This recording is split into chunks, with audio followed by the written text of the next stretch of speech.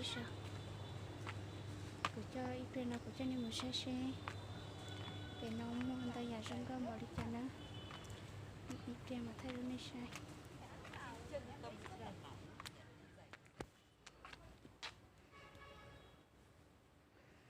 cho hai rau non này rong có hình nữa rong có sắp lại đi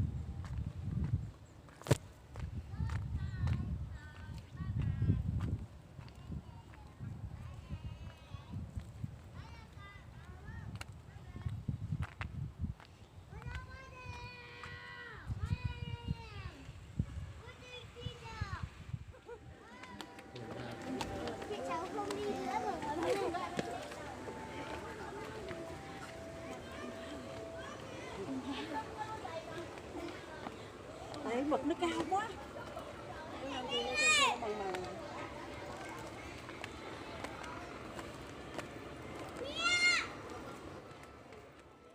nó cho cái này ấy cho kiểu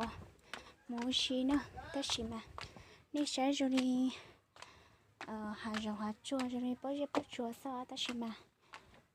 giờ tiếc họ chơi ở trong câu hình nữa nó trong câu mà nó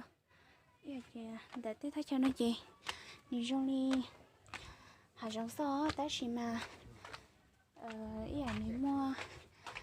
đâu khỏi chơi trong câu này rồi đi hà rong rồi đi khỏi chua xem nào tất xí mà nếu trong câu hình cho nên mà sai xin nhiều rong cũng bỏ cha nó rồi đi khỏi chua sao rồi đi hà rong hà chua xem tất xí mà dễ khỏi chầu ở xí rong câu hình nó ít các kiện cho họ lúc khỏi chua nó mù nó giờ tiền nào lo chạy nhớ họ nó mà chuyên tú đi nè ok nó tại chỉ trong đó nó chỉ trong đó nó chạy cho khác mà nó cho bé chạy những món tao khỏi chơi trong cơ thế nào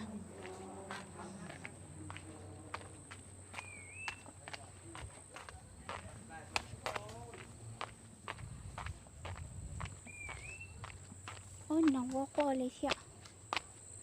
ok mà nó trong cái này ok nó sa nó rồi đi chỉ cho mỗi tí này tôi một không đâu dạ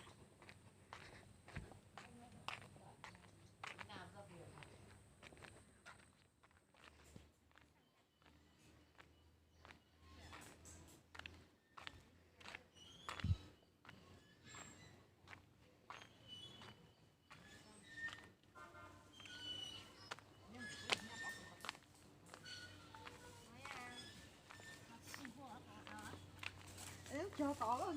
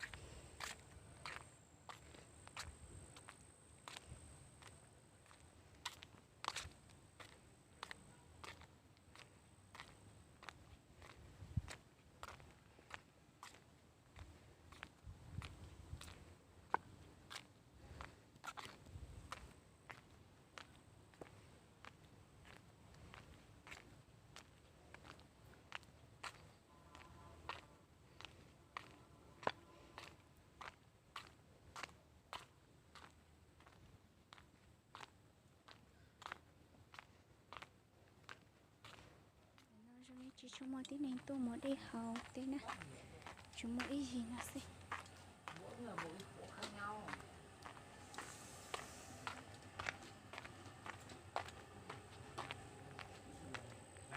Nếu có khách không? Hả? Bán đi bán được không? Đeo ba nó quàng cũng ngồi chơi. Chơi. Sao? Nên ngồi phép Suốt một có được. Mở ao, không kia hả đâu.